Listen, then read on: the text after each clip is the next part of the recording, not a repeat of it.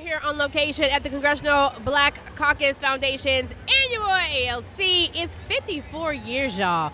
And we like to put the spotlight on a lot of the organizations and vendors that are always coming through and that are here. And this year we found an amazing young woman, Miss Sianni Cabello. She is founder and CEO of Social Society U. And you know, y'all, we love talking about education.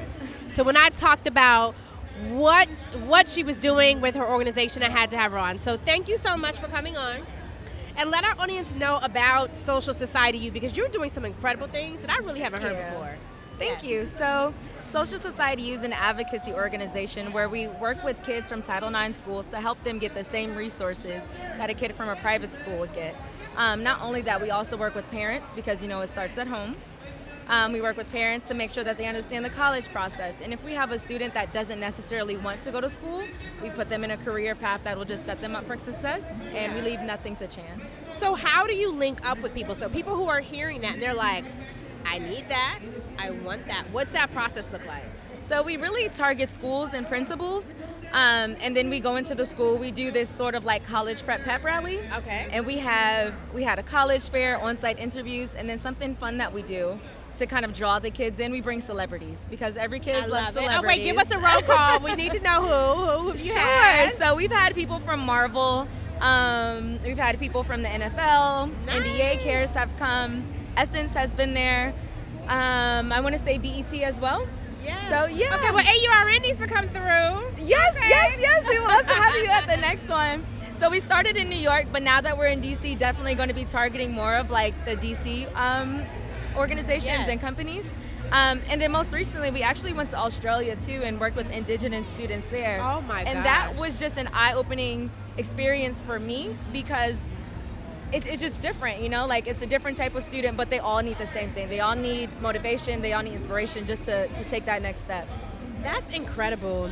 Thank you. You know, like so much is going through my mind, but in this space, what are some of the challenges that you have? And not just challenges, I also want to know about the successes. Because you're working in an area dealing with students that people don't always want to deal with.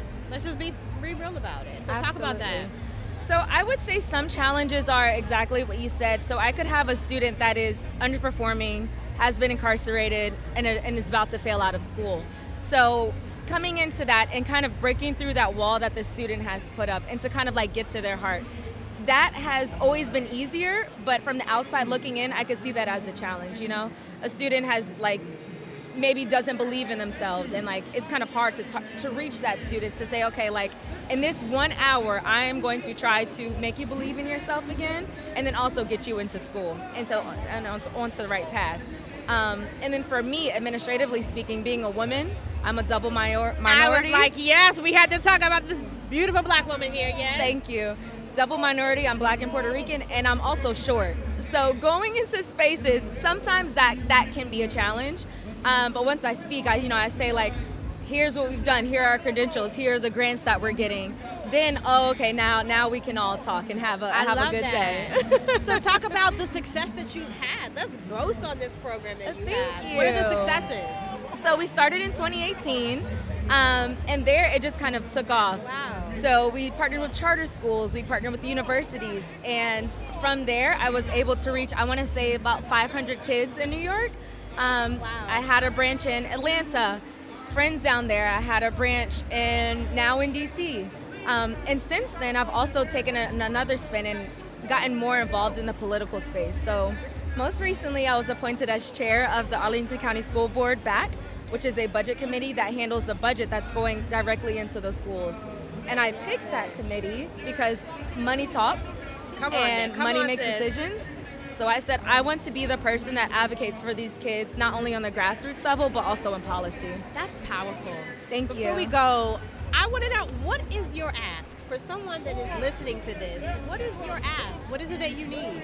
Sure. So I would say right now we're about to start up our scholarship fund again. So if you believe that students are worth investing in, especially in this climate, please do feel free to sponsor a student scholarship. We want to make sure that they get to college, that they have a successful freshman year.